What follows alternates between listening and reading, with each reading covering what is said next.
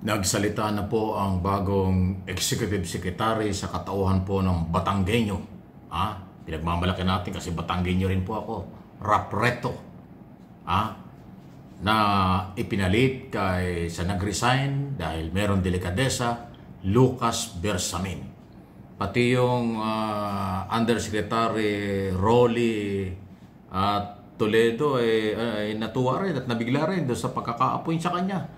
Bilang acting secretary naman, kapalit naman din nag-resign na meron delikadesa na si Amina Pangandaman. Pakinggan po rin dito maiksing pahayag po ni bagong executive secretary Recto at Toledo. Surprised, yeah, but yeah, the work has to continue. Essentially, I think the role of the ES is just governance. So, daong bahay ka doon. How do you make improve government services, get the departments to move faster, ensure that we follow the Philippine Development Plan. So, palagay ko yun yung role natin. Wala naman talaga little president eh. Little president, ayaw patawag. Miracles, no? But having said that, our job is to improve governance. Essentially, that's what it is. The taong bahay tayo dyan. Ikinagulat naman ni Budget Undersecretary Rolando Toledo ang pagkaka-appoint sa kanya bilang officer in charge ng Department of Budget and Management kasunod ng pagbibitiw sa pwesto ni Budget Secretary Amina Pangandaman. Sa panayam sa plenaryo sa Senado, sinabi niyang nasurpresa siya sa pagbibitiw ni Pangandaman at tila nanginginig pa raw siya. Hindi raw batid ni Toledo na magiging officer in charge siya ng Department of Budget and Management, ngunit nagpahig siya ng kahandaang pamunuan ng ahensya para sa bayan. Mismong si Pangandaman umano ang nagpadala ng pangalan niya kay Pangulong Marcos para maging officer in charge ng Department of Budget and Management. Sa huli, sinabi niyang nininervyos siya at nabigla sa mga pangyayari. Matagal tayo sa government at with the DBM, I guess, yes, we will. Para sa bayan natin. Yun lang. I was surprised actually. Nagulat ako. Nanginginig pa nga ako ngayon.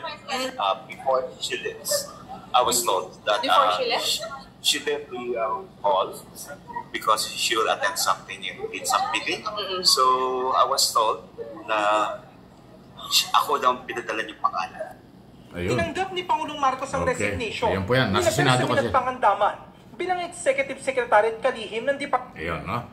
Yan ang dalawa. Recto, Undersecretary Toledo, sila ho yung pumalit sa dalawang nag-resign. At yun po yung interview ng aming mga kapasamahan sa media doon sa plenaryo habang naka-break sa Senado dahil dinidili. Pinag-uusapan yung budget proposal for 2026. Siyempre, hindi maiwasan nandun ang dating Finance Secretary at ngayon ay Executive Secretary Recto. Yun ang sinasabi ni Recto ngayon. Ayaw niyang tawaging Little President. Kasi dati basta sinabing Executive Secretary, Little President yan. Pero ayaw niya. Siya daw ay magiging taong bayan, taong bahay. Ayan. Siya ay mananatili sa loob ng palasyo. With governance ang kanyang gagawin. Gusto rin niya na makita niyang produktibo. Ibig sabihin, maraming nagagawa at ginagawa ang lahat ng cabinet secretary, lahat ng opisyal ng gobyerno under ng office of the president. Yan naman talagang trabaho eh. Kaya nga tinatawag na parang little president kasi ikaw yung mag-overall in charge o ikaw yung mga kasiwa sa lahat ng nangyayari sa mga departamento ng gobyerno. Mga cabinet secretary sa kanya mag-report, mga cabinet secretary bago dumating sa Pangulo sa kanya dadaan. So, madalit sabi siya yung pinakamataas na cabinet secretary. Little president nga ang tawag pero ayaw niya. Recto, Batanggenyo.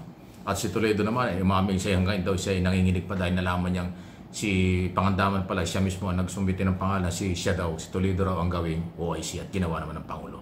So abangan natin itong tandem na ito between Undersecretary or Secretary Recto at Undersecretary Rolando Toledo na silang pumalit nga ho doon sa dalawang nag-resign. Napakasensitibong posisyon, maghahawak ng pera at maghahawak ng lahat ng responsibilidad ng Office of the President. Yun ang trabaho ni Recto ngayon, hindi lang Finance Department. Si Frederick Go naman ang siya maghahawak ng bagong Secretary ng Department of Finance. Ayun, okay. So marami pa pwedeng bago. Yung mga ibang cabinet secretary at opisyal ng gobyerno na may delikadesa, mag-resign kayo. O yung mga taga-PCO, baka gusto nyo mag-resign na rin kayo. Hanggang ngayon, yung problema sa Channel 4, hindi nyo naaayos eh. Hanggang ngayon, sira pa rin yung mga aircon doon at yung mga tumutulo pa rin kisame. Yung mga bulok na mga upuan doon, studyong madalas walang ilaw, madalas walang power. Hindi lang flood control ang scam. Kapabayaan, scam. Kapabayaan ay kakulangan ng aksyon ng mga kinaukulang. Kaya kayo mga taga-PCO, Secretary Gomez, baka gusto mo rin, kung may delikadesa ka, mag-resign ka na rin. Para lumakas. Si Clear Castro lang talaga ang malakas eh. Ibig sabihin, si Castro lang ho talaga ang nakakatulong kay Pangulo dyan sa PCO. Sa totoo lang. Yung ibang mga tao dyan, wala yan. Puro posisyon lang ang habol ng mga yan. Ayaw ko ng pangalanan. Di kasi yung si Gomez, ano yan eh. Hindi naman media talaga yan na ang background, political issue. PR, public relation management yan, public relation media yan. Kasi galing yan sa private sector. Kaya nakita mo, ligaw na ligaw. Hirap na hirap nga magsalita sa harap ng telebisyon.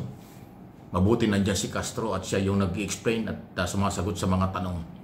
Kaya dapat ang gawin dyan, gawin na lang official na president. Mr. President, gawin mo ng presidential spokesman. Hindi lang undersecretary si Castro para magkaroon ng sariling staff, para makawala na siya doon sa kamay ng PCO. Kasi hindi siya makawala doon dahil under siya ng PCO eh. Pero kung yun gagawin mong presidential spokesperson, magkakaroon ng sariling tao, sariling galaw, at lisensyado sa lahat ng kanya sinasabi at interview. Ngayon under pa rin siya ng PCO. Palitan na rin yung taga-PCO. Lagyan mo ng may background sa media na totoo. Yung political media, personality. Mayroong qualification. Ako, wala akong ambisyon dyan. Yung iba sinasabi, baka doon nag-ambisyon ako, hindi. Wala akong ambisyon dyan sa mga posisyon na yan at hindi ko naman kailangan. Tutulong tayo sa abot ng ating kakayanan. So yun ang aking paniniwala. Kung meron delikadesa si Pangandaman at si Bersamin, dapat yung sekretary ng PCO dahil palpak yung Channel 4, dapat ay mag-resign na rin. Delikadesa. Walang mangyari. Lahat ng tapang na kay Castro. Walang tapang yung sekretary at yung iba pang official dyan. Para sumusunod-sunod. Sana nakakita ng yung undersecretary ang nakapront at siya talaga yung lumalaban sa mga kalaban ng gobyerno. Yung PCO, puro press release lang ang ginagawa. Kinopya pa yung iba. Pambirang buhay, sayang ang pera. Pero bilyon ang pera ng Presidential Communication Office. Ewan ko saan ginagamit. Lagana pa rin ang fake news. Matindi pa rin ang bumabatikos kay Pangulong Marcos. Hindi nila makontra, hindi nila malabanan. Si Castro lang ang nakapront dyan. Paano na kung wala si Joseph Castro? Kaya nga hindi bagay sa kanya yung pagiging Joseph under ni Gomez. Dapat yan cabinet position, cabinet secretary, presidential spokesman, Mr. President. Palakasin mo pa at dagdagan mo ng kapangyarihan si Castro kasi yan talaga ang lehitimo nagtatanggol sa iyo sa Office of the President. Sa totoo lang. Sa labas naman, wala kang problema dahil voluntaryong tumutulong ang mga vloggers, content creator, social media, katulad ng inyong lingkod, voluntaryong tumutulong sa Pangulo dahil tayo Pilipino, nagmamalasakit sa ating bansa. Yun lang yun. Please like, share ng ating mga pinag-uusapan sa ating mga channel.